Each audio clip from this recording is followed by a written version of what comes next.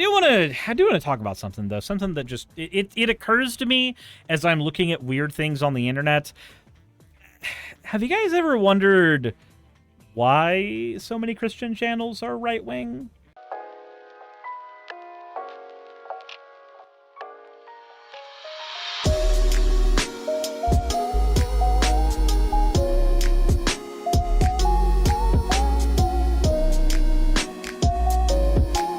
Has that ever concerned any of you? Because, like, for me, that's something that I could not understand. I kind of get it from the sense that when I was in a Christian private school, they were mostly right-wing and tried to make sure that I was against LGBTQ people and all that other fun stuff. So it kind of made sense that they would be more right-wing, but I've made this joke before, but Paul, like, most of the bad things in the Bible that you think of that can be, like, thrown at Christianity is either Old Testament or Paul. Most of the shit Jesus said had nothing to do with gay people. It had nothing to do with gay people, like, at all. Which is, I don't know, kind of strange. It's very, very, very, very strange. Paul, like Paul and Morgan? What? How? How? In what world, when we're talking about biblical Paul, you haven't read the Bible? Paul is a character in the Bible.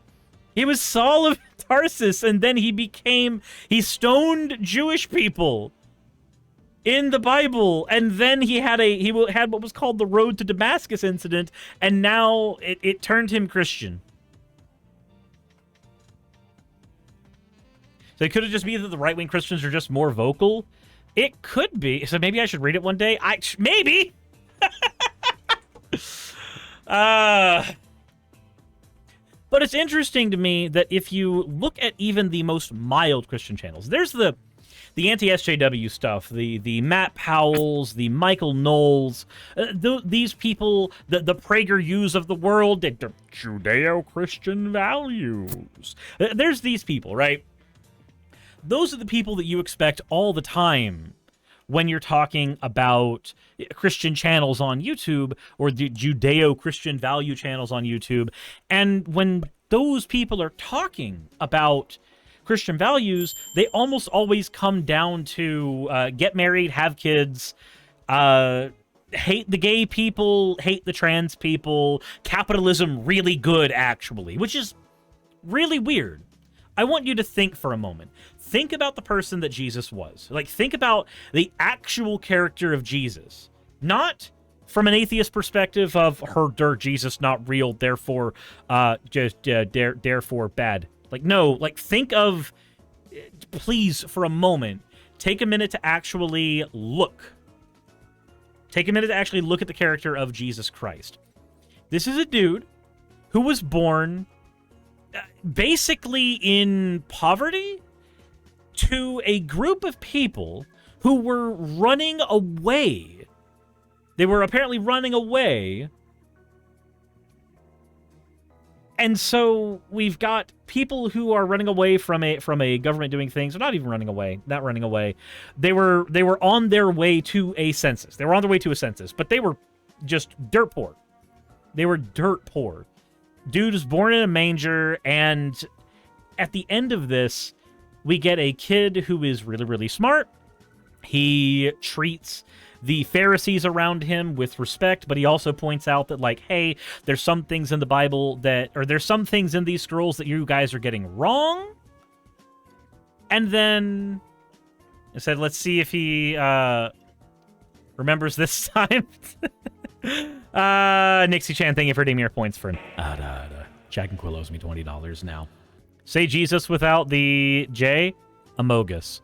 But you have a character who, when he got older, these are the main things he was known for, right? He was known for giving food to people for free. He was known for providing healthcare to people for free. He was known for providing education to people for free. He was known for community building, again, for free. These are the things that he did, right? Like, at the end of the day, those are the biggest things when it comes to Jesus. Those are the biggest things when it comes to Jesus. He healed the sick. He educated people on, I mean, at the time, what was most important to everybody around there, which was his religion.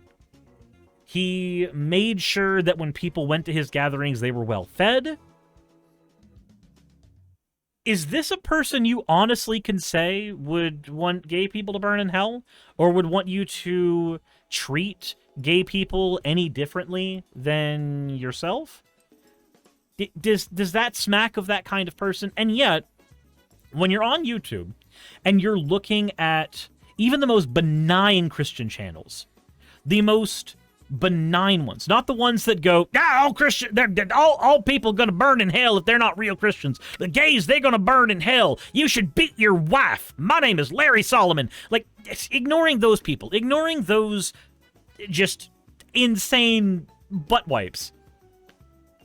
The types of Christians that you find on YouTube, 9 times out of 10, if Christianity is actually part of their channel, and not like, oh, do they happen to be Christian and also run a channel, but like, if Christianity is part of the beating heart of what makes their channel function, why is it that they are always some flavor of bigot?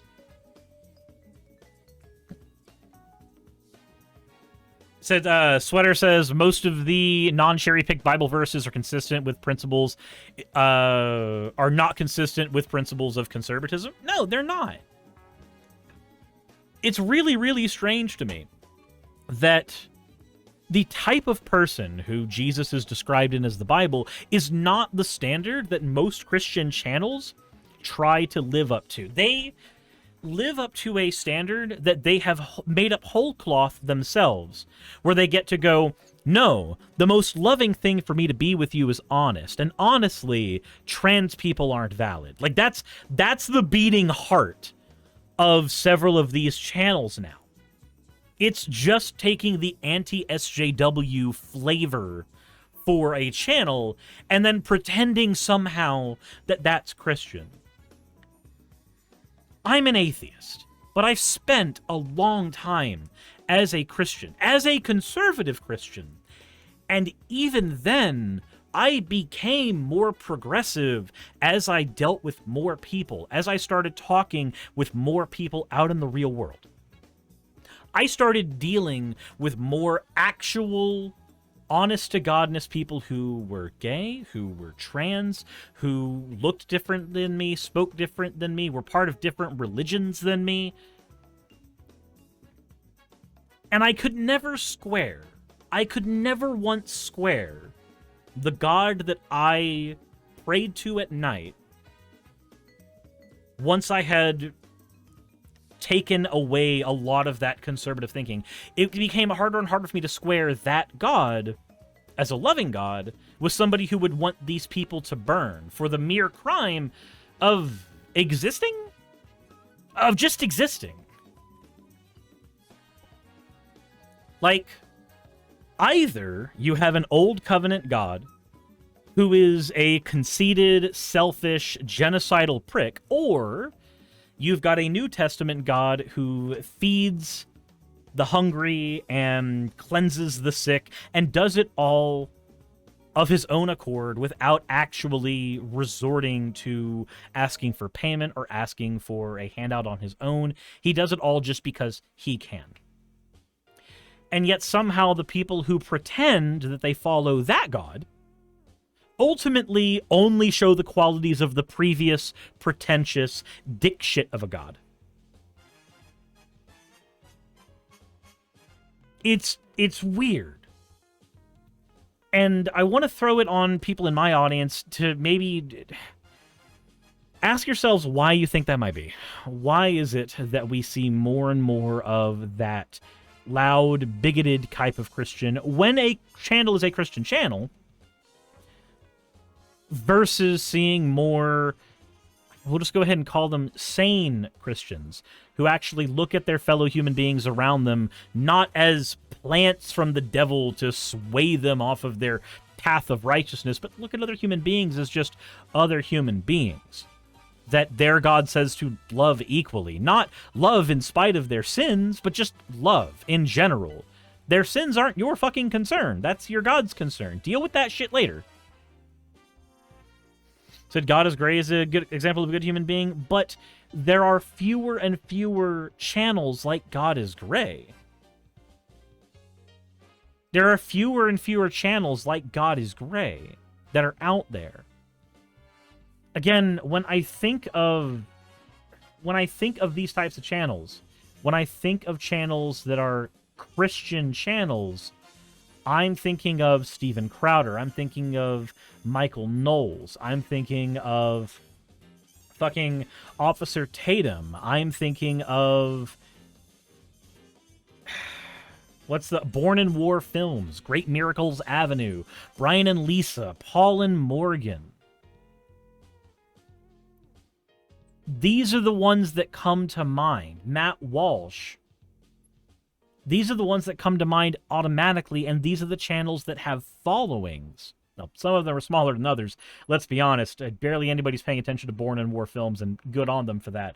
But there are so few channels that I find that are Christian that are using Christianity for good in the world. So many more of them are using it as a bludgeon against minority groups, using it as a bludgeon against people that they deem as not worthy to exist in the world that their God created. Pernier says there's a lot of churches that put their sermons online. Most really don't cause discourse, so YouTube doesn't promote them. But that's the thing. Sermons don't perform well on YouTube because sermons are a dime a dozen. What performs well on YouTube is actual... And Sweater, we're just going to go ahead and time you out real quick. You seem to be playing around with something that did... No, we don't need to be dealing with that shit. So, Sweater, when you say stuff like, oh, by the way, conservatives are low IQ and Christians are low IQ, therefore, you just create enemies. You just create enemies. That is all you do. Access said, what did Sweater do? Calling conservatives low IQ, calling Christians low IQ. Let's pretend that the IQ system is even accurate in the first place, but let's follow that up by pointing out that if you actually try to argue that, oh, you're low IQ because of your politics, it has nothing to do with IQ. It has everything to do with how people are raised, what ideas they've been exposed to. Isn't the IQ system racist? The bell curve has actually been used to argue that it's racist. I think that people who are largely conservative need to be exposed to people of different viewpoints, different upbringings, different skin tones, different genders, different types of people that they can learn are actual people. I don't think they're monsters. I think they're people like anybody else. And I think the minute we start viewing them as monsters or degrading them in any way other than sadness, it creates an environment where they will never, ever, ever, ever change. Because why would they? Why would they come to a side that is constantly making fun of them and degrading them, constantly engaging in the kind of cruelties that we don't like other people doing? And again, as I pointed out, there are plenty of Christians who are not these types of bigots, and there are people who run Christian channels who are not these kinds of bigots, who try to make waves with their religion in a way that doesn't hurt people. My gripe, my problem, my main issue is that we don't have enough of them. My biggest problem is that we have too many people who are using their channels, their religion, as a cudgel, as a baseball bat to hurt people, and there are not enough people who are using their religion for actual good, despite the main figure in their religion being a person who, again, fed the hungry and healed the sick. That's my main point. You get conservatives who argue that they're super, super Christian, but they're against the idea of universal health care, and they make entire channels based on propping that fact up. PragerU is a gigantic example of this. And we've got some stuff that we need to cover with PragerU in a video coming up, because Oklahoma actually is letting PragerU in as part of its education system. Like, there are ramifications for this that are extending well past YouTube. There's also ramifications for my anger that are going to extend well past YouTube, because here comes Naki Bree making me say a fucking ooh. Naki, do better, be better, get out! Naki said, I'd like to make waves in a way that does hurt people. Yeah, like making that happen. Also, Area Kemi, thank you for redeeming your points for an Ada. Degen. And Axo, thank you for redeeming your points for an Ada as well. Yeah, the armistice was applying to the oval. It's until I can get something that can show that we're in the middle of an armistice, it's not fair to yeet that away from people just because they happen to throw things in the middle of an armistice. They have no way of knowing that it's happening sometimes. So didn't hear about my home state joining Florida and that shit with Prager Shithouse. We'll be covering that here in a second. But back to the actual conversation, because I do want this video to wrap up in a certain way, because this is one that I have literally just thought of while I was sitting here. So I figured I would go ahead and hit the record button and let my thoughts come out there. It astounds me. And I think the reason this happens is because there's a handful of things that the Christian religion in and of itself allows for. So the world gets more and more progressive as we go, but the Christian religion, by and large, was made, 2,000 years ago, whenever we canonized the Bible. So when you take a religion that has been around for that long, every single time a change happens, there's going to be people. There's going to be people who are of that religion who are perfectly fine accepting that the world is moving on, and it has no bearing over whether or not they get to heaven. It has no bearing over whether or not most people get to heaven. Seriously, just look at the Bible. There is nothing in there that says that a trans person doesn't go to heaven. There's nothing in there that says that a gay person doesn't go to heaven. The most you have is Romans, but even that passage in Romans that talks about the people who won't inherit the kingdom of God is directly juxtaposed with all of the verses that Christians use to argue once saved, always saved. And that's the type of Christianity I was born into, was the once saved, always saved brand of Christianity. It doesn't jive well with me. That's 1 Corinthians, but same point. Fair. It doesn't jive with me that a group of people, several groups of people on YouTube, are more okay engaging in the cruelties that skeptics make fun of them for engaging in than the actual good things that Jesus did within the canon of the Bible. I think most of it comes down to the fact that they get rewarded for this. Cherry Bread TV says, remember to like this video or you're gay. Cherry has spoken. Y'all are gay. But these people get rewarded. And I don't just mean numbers on YouTube. Because yes, the bigots get a shit ton of attention. Way more attention on YouTube than people who are actually trying to do some kind of good. Blood reads. If it bleeds, it leads. That's a common phrasing. That's a common thing that you see in any news article. The worse the news, the more people look at it. The worse the bigot, the more people look at it like an oncoming train that they can't escape from. So these people, they do get rewarded in numbers for engaging in the bigotry and hiding behind their religion for it. But I think there's something else that's interesting here. It's their audiences, not just the people who engage in it. They're somebody who I cover all the time. I've mentioned several names already who I cover here. But if we're talking about the audiences that consume this content, I think every single time that you are introduced to a new concept, the first reaction you have, the first reaction I had when I was younger, is to hear the new concept that is alien to you and find some way to justify that it's wrong.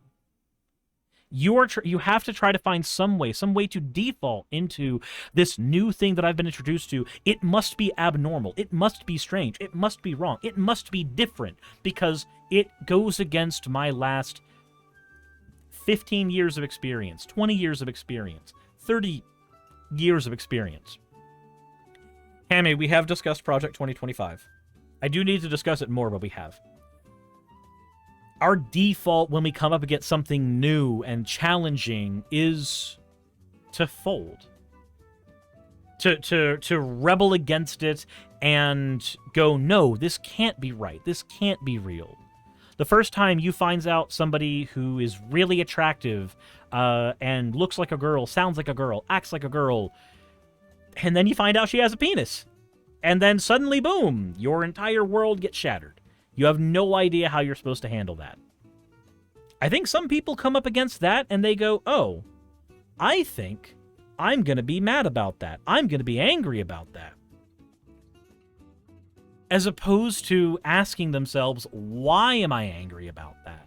Why is that something that upsets me? Why is that something that makes me feel a certain way?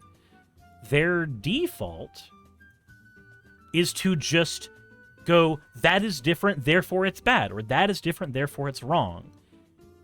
And it's really, really convenient to have a ready-made excuse to hide behind when you encounter something new like that. Not all bigots are Christian or Muslim or insert religion here. There's plenty of atheist bigots as well. But it is interesting to see the myriad ways in which people will use religion as a way to hide when they encounter these new ideas. You see something that looks kind of creepy. That must be Satan. A new video game comes into play and your kids are playing it. That must be Satan. There's a tabletop board game your kids are getting really into in the basement. That must be Satan. You find out that the neighbors across the street happen to not be really good friends and roommates, but actually gay lovers. That must be Satan, because it's all different things.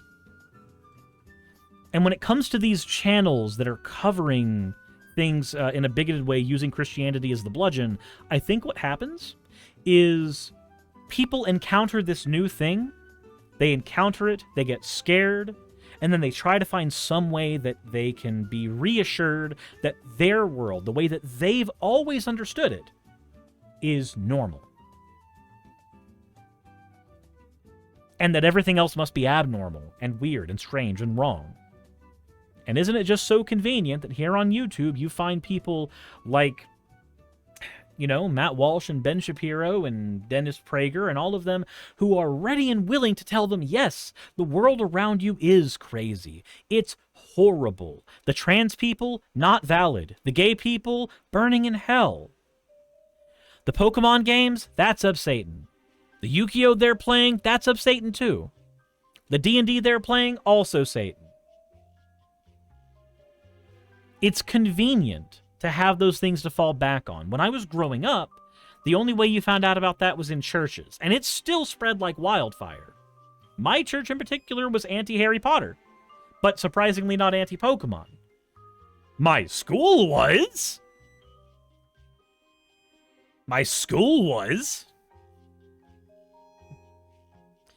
So they said D&D is of Satan? Eric Hemme, please look up the Satanic Panic. The original Satanic Panic focused around things like Dungeons and Dragons and rock and roll music. If you pluck out a Ben Shapiro of the present day and you put him into the 80s, he would be one of those old fogies arguing that D&D was satanic and sending your kids to hell. I guarantee it. I think these people exist only because they know, as opposed to challenging their audiences, they can coddle their audiences. They make their money off of teaching their audience that the world around them is scary, and their channels, their areas of YouTube, their areas of influence are the only places where things are sane, where things are normal.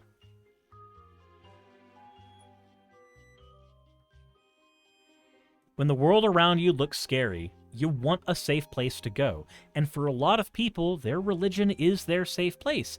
It is their comfort.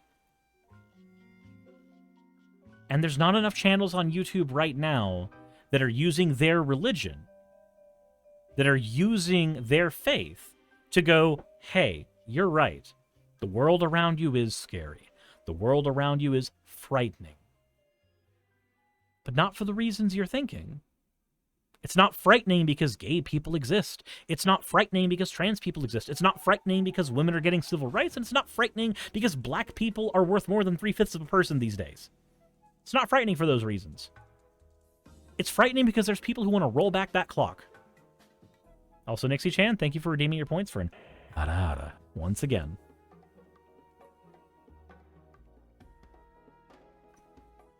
We don't have enough people on this platform, on the Christian side of this platform, speaking to those people from within their communities, letting them know that, yes, the world around you is in trouble, but not because some apocalypse is coming tomorrow, not because Satan is knocking at your door, but because your God made a world where everybody is supposed to be treated equally, and somehow there's a group of people who use the exact same banner as you, arguing that they shouldn't be treated equally, that some of them deserve to be killed.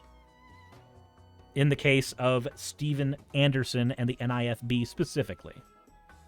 That's the thing. Anytime I want to think of a bigoted thing that can come out of Christianity, I can tell you a channel who does it. You want a set of Christian channels that argue that gay people should actually be killed by the United States government? Go look at the entirety of the NIFB churches and all of the stuff they put up on YouTube. You want to find somebody arguing that we need to genocide the transgender people? Then you need to just look at Michael Knowles' channel and his brand of Catholicism, whatever the fuck he follows. You want to find somebody who is using Christianity as a way to argue the Holocaust didn't fucking happen? Then fine, go check out Nick Fuentes. That's the thing. I can name these things off the top of my head. It's not difficult for me to name off the top of my head. Luckily, one of those channels got banned off of YouTube, but it's not enough. It's not enough to just ban the bad ones. You also need to create an environment where it's okay for people to be some of the good channels who are using their religion for good. That's something that we don't have enough of on this channel, on this platform, on any platform. So, I want to throw it to you guys. Why do you think this phenomenon is a thing? Where there's far more people who are on the Christian right, on YouTube specifically, despite the fact that in America, there's a pretty even split of people who are on the right and left who happen to be Christian. Let me know in the comment section below. Hit the like button if you haven't already. Insert in the video tagline here.